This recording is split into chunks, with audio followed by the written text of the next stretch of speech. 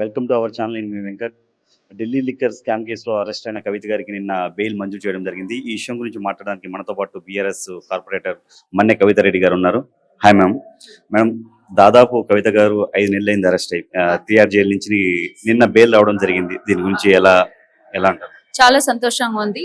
మార్చి 15 రోజు అరెస్ట్ అయ్యిందంటే ఈ రోజు దాదాపు 5 నుంచి 6 నెలల వరకు తను తిహార్ జైల్లో ఉండడం జరిగింది. బెయిల్ రావడం చాలా సంతోషంగా ఉంది. మాకు తిరిగి మా తెలంగాణ ఆడబిడ్డ తిరిగి వచ్చినందుకు ఈసారి తెలంగాణ జాగృతిలో మరి మన రాష్ట్రానికి మన గవర్నమెంట్ ఫామ్ అవ్వక ముందు జాగృతి నుంచి తెలంగాణ బతుకమ్మ నుంచి మనకి అంతా కూడా ప్రతి వాడవాడ బస్తీలో ప్రతి ఊర్లలో బతుకమ్మ కూడా తీసుకొచ్చిన తెలంగాణ నుంచి మన కవితక్క మళ్ళీ ఈసారి దసరా కూడా మాకు పెద్ద పండగ. అందులో బతుకమ్మ కూడా కలిసి కట్టుగా ఆడదామనే ఉద్దేశంతో 1000 కళ్ళతో ఎదురు చూస్తా ఉన్నాము. అక్క రాగానే హక్ చేసుకొని కనీసం ఎలా ఉన్నారు ఏంటని మా ఎమోషనల్స్ అలా ఉండిపోయి 1000 కళ్ళతో ఎదురు చూస్తా ఉన్నాము.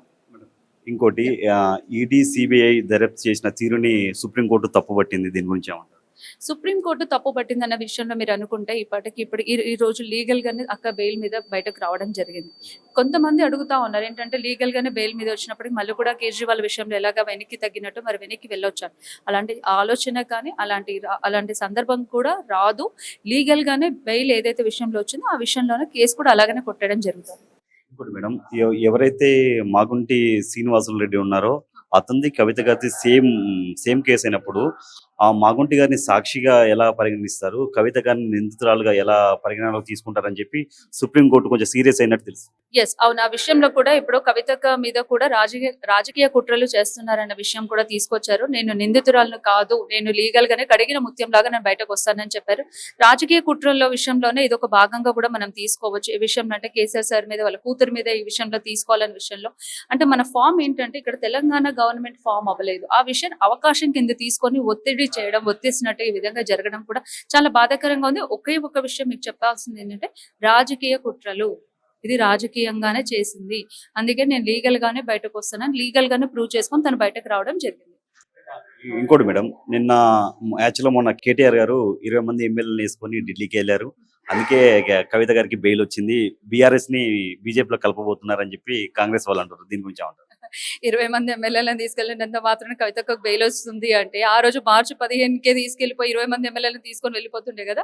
అలాంటి ఆలోచన, అలాంటి ఉద్దేశము లేదు. అలా తెలంగాణ రాష్ట్రాన్ని కూడా కేసీఆర్ సార్ ఎన్నో ఉద్యమాలు చేసి ఉద్యమకారులు కూడా చాలా మంది కూడా ప్రాణత్యాగాలు చేసుకొని ఈ రోజు అమరవీరులందరికీ కూడా ఇంత గుర్తింపు తీసుకొచ్చిన తెలంగాణ రాష్ట్రాన్ని ఇంకొక బీజేపీలోకి మెర్జ్ చేయడం అనేది అది అయ్యే విషయమే కాదు. అవన్నీ కూడా అవాస్తవాలు. మీకు ఎందుకు ఈ విషయం చెప్తున్నానంటే మనకి టీఆర్ఎస్ అనే ఒక మన పార్టీ పేరుని తీసుకొచ్చి ఈ రోజు భారతీయ రాష్ట్ర సమితిగా తీసుకొచ్చారు. అంటే ఎందుకు తీసుకొచ్చారు? సెంట్రల్ పార్టీలో మనకి కన్వర్ట్ చేసుకుందాం అనే విషయంలో తీసుకెళ్ళినప్పటికీ ఎలా మెర్జ్ చేస్తారని అనుకుంటారు? అది చాలా తప్పుగా మాట్లాడడం. ఇవన్నీ అవాస్తవాలు. అలాంటిది ఏముండదు. తెలంగాణ బిడ్డలు, తెలంగాణ రాష్ట్రం అలాగే ఉంటుంది. కేసీఆర్ సార్ ఇప్పుడు కనుక మళ్ళీ ఎలక్షన్స్ పెట్టినా కంపల్సరీ బీఆర్ఎస్ ఫామ్ అవుతుంది ఇక్కడ. మేడం, జైలు నుంచి కవిత గారు నిన్న బయటకు వచ్చిన కొంచెం ఎమోషనల్ అయ్యారు. జై తెలంగాణ అని చెప్పి, నేను తెలంగాణ బిడ్డని, కేసీఆర్ బిడ్డని, ఏ తప్పు చేయను, కడిగిన ముత్యంలా బయటకు వస్తాను, నేను మామూలుగానే మొండిదాన్ని, అలాంటి నన్ను జైల్లో ఉంచి జగమొండిని చేశారు, అందరికీ వడ్డీతో సహా చెల్లిస్తానని చెప్పి అన్నారు. వడ్డీతో సహా చెల్లిస్తానన్నారు. 18 సంవత్సరాల నుంచి నేను రాజకీయంలోనే ఉన్నాను. అందులో రాజకీయంగా మరి కేసీఆర్ ఆడబిడ్డను, నేను మొండిదాన్ని, అసలే మొండిదాన్ని, ఇంకా ఇందులో జగమొండిని చేశారు. నేను వడ్డీతో సహా నేనెంత సఫర్ అయ్యాను. అనవసరంగా రాజకీయ కుట్రల వల్ల నన్ను ఇందులో నిర్బంధించడం జరిగింది. ఖచ్చితంగా ఆ రాజకీయ కుట్రగా నన్ను ఏ విధంగా అయితే నిర్బంధించడం, అలాంటి వాళ్ళ నేను వదలను. కేసీఆర్ బిడ్డని నేను తప్పు చెయ్యలేదు. ఆ విషయంలో తన కుటుంబానికి కూడా చాలా దూరంగా ఉండడము, తన పిల్లలని చూసుకొని, ఇంటి కుటుంబ సభ్యులను చూసుకొని కూడా కంట కన్నీరు పెట్టింది. ఈ రోజు ఆడబిడ్డని కంట కన్నీరు పెట్టినందుకు కేసీఆర్ సార్ గాని తెలంగాణ రాష్ట్ర యావత్ జనాలందరూ కూడా ఎంత బర్నింగ్ అంటే ఈ విషయంలో రాజకీయంగా ఒక ఆడబిడ్డని ఈ విధంగా ఇబ్బంది పెడతారనే విషయంలో చాలా మంది బర్నింగ్ గా ఉన్నారు. అవకాశం వస్తే మాత్రం మళ్ళీ గవర్నమెంట్ అయితే ఫామ్ అవుతుంది. బండి సంజయ్ గారు ఒక ట్వీట్ చేయడం జరిగింది. కాంగ్రెస్ పార్టీకి సంబంధించిన లాయరే ఈ కేసును వాదించారని చెప్పి, కాంగ్రెస్ బీఆర్ఎస్ ఒకటే అని చెప్పి అంటున్నాడు. కాంగ్రెస్ బీఆర్ఎస్ ఒకటే అనుకుంటే బడాబాయ్ చోటాబాయ్ అని మరి ఈ టాపిక్ ఎలా వస్తుంది? ప్రతిసారి మోడీకి రేవంత్ రెడ్డి ప్రతిసారి అలా అనుకుంటే మీకు ఇంకో విషయం కూడా చెప్పాలి. కేటీఆర్ అన్న తన సొంత చెల్లెల్ని మంచి చెడుల కోసం హరీష్ అన్న, రామన్న వెళ్తే ప్రతిసారి ఢిల్లీకి వెళ్తున్నారు. మోడీతో ఏదో మెర్జ్ అయిపోవడానికి డిస్కషన్ జరుగుతుంటే మరి రేవంత్ రెడ్డి ఢిల్లీకి వెళ్ళట్లేదా? రేవంత్ రెడ్డి ఎన్నిసార్లు వెళ్ళారు? దాదాపు 20-30 సార్లు వెళ్ళారు ఇప్పటికి. మరి రేవంత్ రెడ్డి వెళ్ళినప్పుడు కూడా మరి బీజేపీతో కుమ్మక్కు అవ్వడానికే వెళ్తున్నారు అనుకోవచ్చా? ఎంతసేపు ఆయన టూర్లు, ట్రిప్‌లు పెట్టుకుంటా ఉన్నారు. మరి ఢిల్లీకి వెళ్ళినప్పుడు మేము కూడా అదే క్వెషన్ చేస్తా ఉన్నాం. సో, అలాంటి ఉద్దేశం, అలాంటి ఆలోచన ఏదో తెలంగాణ రాష్ట్రం ప్రత్యేకంగా మనం తెచ్చుకున్న రాష్ట్రాన్ని ఇంకొకరి చేతిలో పెట్టే ఆలోచన గాని ఎవ్వరికీ లేదు. అలా వాళ్ళు ఎంతసేపు బెయిల్ వచ్చిందంటే మెర్జ్ అయిపోతున్నారు. బెయిల్ అయితే పార్టీ సపోర్ట్ చేసే పార్టీ ఒకవేళ బీజేపీ సపోర్ట్ చేసినప్పటికీ బెయిల్ మరి ఆ రోజు మార్చి 15కి తీసుకున్నప్పుడు అప్పుడే చేయాలి కదా! అప్పుడు చేయండి. ఇప్పుడు వస్తే మంచి అయితే బీజేపీ లేకపోతే ఇదంటే సుప్రీం కోర్ట్ లీగల్ గానే మనకి బెయిల్ ఇవ్వడం జరిగింది. సుప్రీం కోర్టుకు మించింది అంటూ ఏది లేదు. So, final the judgement is given. So, దాన్ని లీగల్ ప్రూవ్ చేసుకోవాలి. అంతేగాని దాన్ని అవకాశం కిందకి పార్టీల మీద మెర్జ్ చేసుకోవడం అనేది చాలా అవాస్తవాలు ఇవన్నీ. అది కరెక్ట్ కూడా కాదని నేను అంటున్నాను. ఇంకోటి మేడం, యాక్చువల్‌గా రాహుల్ గాంధీ గారు కేజ్రీవాల్ గారికి బెయిల్ వస్తే మేము స్వాగతిస్తాం, సిసోడియాకి బెయిల్ వస్తే స్వాగతిస్తాం అని చెప్పారు. అలాంటిది కవిత గారికి బెయిల్ వస్తే రేవంత్ రెడ్డి గారు ఎందుకు ఇక్కడ బీజేపీ, బీఆర్ఎస్ ఒకటని చెప్పి కొంచెం మాట్లాడుతున్నారు, కాంట్రవర్సీ లాంటివి మాట్లాడుతున్నారు. రేవంత్ రెడ్డి గారికి ఒకటే చెప్తాను, నోటు దూలు ఎక్కువ అంటారు. ఆయనకి ఎంతసేపు సీఎం పదవిలో సీఎంగా కూర్చోబెట్టి పదవిలో కూర్చోబెట్టినప్పుడు బాధ్యత ఏంటో పబ్లిక్ ఏం జనాలకు అందుబాటులో ఉండాలి. ఇవన్నీ ఆయనకు అనవసరం. ఇవన్నీ ఒంటికి పట్టవు. ఎంతసేపు కేసీఆర్ సార్ని తిట్టడం, కేటీఆర్ని తిట్టడం, కవితక్కని తిట్టడం, హరీష్ రావుని తిట్టడమే పని పెట్టుకున్నారు. పార్టీ ఆయన గవర్నమెంట్ లో అంటే కాంగ్రెస్ గవర్నమెంట్ ఫామ్ అవ్వక ముందు అలాగే ఉన్నాడు. ఇప్పుడు సీఎం పొజిషన్ లో ఉన్నా అదే ఉన్నా. అంటే ఒక పిచ్చితనం అంటారు కదా, ఆ పిచ్చి అనేది ఇంకా పోలేదు. కనీసం ఇప్పటికైనా కళ్ళు తెరుచుకొని ఒక రేవంత్ రెడ్డి గారికి నేను అదే చెప్తాను, ఇప్పటికైనా సీఎం పొజిషన్ లో ఉన్నారు. మీరు చెప్పిన 6 గ్యారెంటీలు ఏందో దాని ముందు అమలు పరచండి. పక్క వాళ్ళ గురించి కామెంటింగ్లు, పక్క వాళ్ళ గురించి మాట్లాడడం, తిట్టడం అవన్నీ మానుకోండి. ఇప్పటికైనా మానుకొని సీఎం గా ఉన్న బాధ్యత ఏందో దాన్ని నిర్వర్తించండి. 6 గ్యారెంటీలే కాకుండా మీరు రుణమాఫీ అన్నారు. రుణమాఫీ మీద కనీసం రైతులు ఎంతో బాధపడుతున్నారు. వాళ్ళ విషయాలు చూడండి. కొంతమంది ఆత్మహత్యలు చేసుకున్నారు. అవుట్ సోర్సింగ్ విషయంలో కనీసం ఎవరికి కూడా జీతాలు కూడా సరిగ్గా అందుబాటులో లేకుండా 3 మంత్స్ శాలరీ అందకపోతే వాళ్ళ మిస్సెస్ కి కూడా ఇలాంటి అప్పులు చేస్తున్నాను, కనీసం మరి గ్రాసరీస్ విషయంలో కూడా రాసి పెట్టి ఆత్మహత్యలు. అలాంటి వాళ్ళ కోసం ఆలోచించండి. ఎంతసేపు పక్క పార్టీ వీళ్ళకి ఎందుకు ఇంకా సీఎంగా అయిపోయినాక ఇంకేం ఆశిస్తున్నారు ఏంటి అనేది. సో, శ్రీ రేవంత్ రెడ్డికి అదే చెప్తా ఉన్నాను, కొంచెం నోటెదుల తగ్గించుకొని అదుపులో పెట్టుకొని మీ బాధ్యత మీరు నిర్వర్తించుకుంటే పద్ధతిగా ఉంటుందని చెప్పవచ్చు. ఇంకోటి మేడం, రేవంత్ రెడ్డి గారు ఆల్రెడీ రుణమాఫీ అయిపోయింది, హరీష్ రావు నువ్వు రాజీనామా ఎప్పుడు చేస్తావని చెప్పి బస్ స్టాప్లలో అన్నిట్లో పోస్టర్స్ అతికించడం జరిగింది.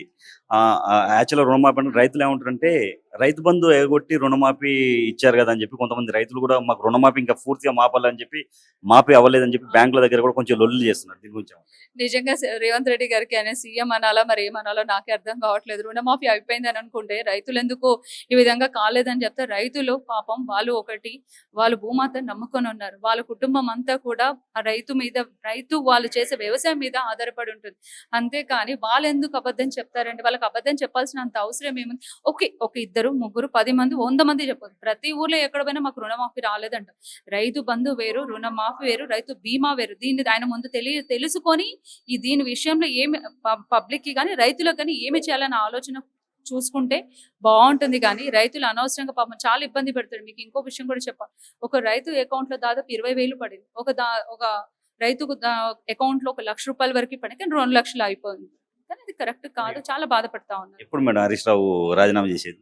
హరీష్ రావు ఎందుకు తొందరగానే ఆయన చేస్తే మేము కూడా వీఆర్ రెడీ. అట్లానే ఏమీ లేదు. హరీష్ రావు అన్న కూడా ప్రజల కోసము ఆయన ఒకటే మాట చెప్పారు, నాకు ఈ 4.5 సంవత్సరాలు పెద్దగా కాదు. నేను ఇప్పటికే చాలా సార్లకి ఎమ్మెల్యేలు అయ్యి ఉన్నాను. 4.5 సంవత్సరాలు పరకేం పడదు. పబ్లిక్ కోసం నేను రాజీనామా చేస్తా. పబ్లిక్ కి న్యాయం కోసం పోరాటం కోసం నేను రాజీనామా చేయడానికి కూడా సిద్ధం ఉందనే చెప్పారు. ఆయన గుళ్ళకి వాటికి కూడా తిరుగుతూనే ఉన్నారు, ప్రమాణాలు చేస్తూనే ఉన్నారు. ఆయన చేసిన పాపనైనా తొలగించిన ఆయన రైతుల మీద కూడా ప్రమాణం చేస్తున్నారు అనే విషయంలో తిరుగుతూ ఉన్నారు. కాబట్టి ఇక్కడైనా కొంచెం కళ్ళు తెచ్చుకొని రైతుల రుణమాఫీ చేస్తే పద్ధతిగా ఉంటది రేవంత్ రెడ్డి గారు. మేడం, యాక్చువల్గా మన రేవంత్ రెడ్డి గారు రాజీవ్ గాంధీ స్టాచ్యూని మన సెక్రటరీ ఎదురుగా ఆవిష్కరిస్తున్నారంటే కేటీఆర్ గారు ఒకటి అన్నారు, మా ప్రభుత్వం వచ్చినాక దాన్ని కూల్చేస్తామని చెప్పి అన్నారు. తెలుగు తల్లి విగ్రహం పెట్టాలని చెప్పి అన్నారు. అదే దానికి రేవంత్ రెడ్డి గారు 10 సంవత్సరాల నుండి మీరు ఏం చేశారు, మరి ఎందుకు పెట్టలేదు, ఆ తెలంగాణ తల్లి విగ్రహం ఎందుకు పెట్టలేదు అని చెప్పి అన్నారు. దీన్ని 10 సంవత్సరాల కింద తెలంగాణ తల్లి అంటే ఇప్పుడు మీకు ఇంకో విషయం కూడా చెప్పదలుచుకున్నాను. తెలంగాణ తల్లి అనేది మనకి సచివాలయం కూడా కన్స్ట్రక్షన్ చేసింది. అప్పటికి ఎలక్షన్ కోడ్ వచ్చింది, ఎలక్షన్స్ వచ్చేసాయి, రేవంత్ రెడ్డి గారికి అవకాశం వచ్చింది, పెట్టడానికి అవకాశం రాలేదు కదా. అందుకు అదే అవకాశం కిందకు తీసుకొని తప్పుగా మాట్లాడడం కూడా కరెక్ట్ కాదు. ఇంకో విషయం మీరు అడుగుతా ఉన్నారు, రాజీవ్ గాంధీది స్టాచ్యూ అక్కడ పెట్టండి. కరెక్టే, Rajiv Gandhi belongs to the Congress party. అది తెలంగాణ రాష్ట్రానికి సంబంధించిన సచివాలయం కాబట్టి మీరు అది పెట్టుకుంటే మనకి ఏదైనా విషయంలో అది మనం చెప్పలేం కానీ but it's not correct way Rajiv Gandhi statue పెట్టడం కానీ అది మేము ఎవ్వరం కూడా ఒప్పుకోము. తెలంగాణ రాష్ట్ర యావత్ జనాలు ఎవరు కూడా యాక్సెప్ట్ చేయట్లేదు. ఆయన ఇంకో విషయం కూడా చెప్పాడు కేటీఆర్ అని. మా గవర్నమెంట్ వచ్చిన మొట్టమొదటి రోజు దాని చుట్టూతున్న స్క్రాప్ ఆ చుట్టూతున్న పనికిరాని చెత్తను మొత్తం తొలగిస్తామని చెప్పారు. ఇంకెంతకంటే ఇంకొక మాట చెప్పడం కూడా అనవసరం రేవంత్ రెడ్డి గారు. మేడం బీఆర్ఎస్ వాళ్ళు ఇప్పుడు అంటున్నారు యాక్చువల్ గా రేవంత్ రెడ్డి గారు ఇప్పుడు ఎవరైతే సీఎం ఉన్నారో రేవంత్ రెడ్డి గారు ఓటుకు నోటు కేసులో డైరెక్ట్ బ్యాగ్ తో Yes. డబ్బులు బ్యాగ్ తో పట్టుబడిపోయారు. అలాంటి అతను సీఎం అయ్యి ఇప్పుడు కవిత గారి గురించి ఇలా మాట్లాడి ఏమీ అక్కడ తేలని కవిత గారిని ఇలా మాట్లాడడం కరెక్ట్ గా అని చెప్పి చాలా మంది బీఆర్ఎస్ నాయకులు అంటున్నారు. Yes. అదైతే నిజమేనండి. రేవంత్ రెడ్డి గారు కూడా ఓటుకు నోటు కేసులో కూడా ఉంది. మరి అదేదేం కుంభక్కులు జరుగుతున్నాయి మరి ఆయన తెలుసుకుంటే బాగుంటది. ఏమి తప్పు చేయలేని ఒక ఆడబిడ్డని తీసుకెళ్లి తిహార్ జైల్లో పెట్టడం కానీ మరి తప్పు చేసిన సీఎం రేవంత్ రెడ్డి గారి మీద కూడా మరి కేసు ఏదైతే ఉందో అది ఉంది వాస్తవమే. జూన్ లో కూడా అన్నారు అరెస్ట్ చేస్తాం అది ఇది అన్నారు. మరి ఆ విషయంలో చంద్రబాబు నాయుడు రేవంత్ రెడ్డి ఏం కుమ్మక్కయ్యారో అది ఆ విషయంలో మోడీ గారు ఏం కుమ్మక్కయ్యారో మేము అది కూడా చెప్పాలి. బడాబాయ్ చోటాబాయ్ అని మామూలుగా రాలేదు, మామూలుగా అది స్ప్రెడ్ అవ్వలేదు, ఊరికే అయితే రాదు అది. ఆ విషయంలో ఆయన కూడా గమనించుకుంటే బాగుంటది. ఇప్పుడు కవితక్క వచ్చింది కదా అందింది కదా తను ఏమైనా వడ్డీతో సహా చెల్లించుకుంటానంది. అందరూ మేము తనతో పాటే ఉంటాము. ఖచ్చితంగా తనతో పాటు ఉండి ఏ విధంగా అయితే ఒక ఆడబిడ్డని పంపించారో రేవంత్ రెడ్డి గారిని కూడా త్వరలో పంపించేంత వరకు కూడా వదలబోము. మేడం లాస్ట్ తెలంగాణలో ఇప్పుడు బీఆర్ఎస్ పార్టీ ఏ విధంగా ముందుకు వెళ్ళబోతుంది? తెలంగాణలో బీఆర్ఎస్ పార్టీ ఒక విషయంలో ముందుగానే మీకు చెప్పదలుచుకున్నాను. ఒకటి 6 గ్యారెంటీలు ఏది కూడా అమలు పరచలేదు. ఇంకో విషయం ఏంటంటే రేషన్ కార్డులు కూడా ఏవి కూడా మనకి రేవంత్ రెడ్డి గారు ఏం చేసింది లేదు. ఇందిరమ్మ ఇల్లు అన్నారు అది లేదు. డెవలప్మెంట్స్ లేదు. దీన్ని మన గవర్నమెంట్ లో ఉన్నప్పటికీ కూడా న్యూట్రిషన్ కిటే తీసుకోవచ్చు. మహిళా ఉమెన్స్ తరపు నుంచి కానీ పెన్షన్స్ విషయంలో, కళ్యాణ లక్ష్మి విషయంలో కానీ, కంటి వెలుగు అని బస్తీ ఇలాంటి డెవలప్మెంట్స్ పార్టీ ఎన్నో చేసుకుంటూ పోయింది.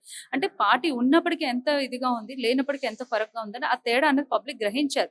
ఎప్పుడు పెట్టినా కానీ ఎలక్షన్స్ అందరూ కూడా కారుగుతూ ఖచ్చితంగా ఓటేస్తారు. ఇప్పటికీ కూడా కళ్ళు తెచ్చుకొని ఉన్నారు పబ్లిక్ అంతా కూడా. మాకొద్దు బాబోయ్ ఈ గవర్నమెంట్ అనే విధంగా ఉంది కానీ ఖచ్చితంగా మేము ఇప్పటికీ కూడా పబ్లిక్ వెళ్తే మేము కేసీఆర్కే ఓటేస్తామని చెప్తా ఉన్నారు.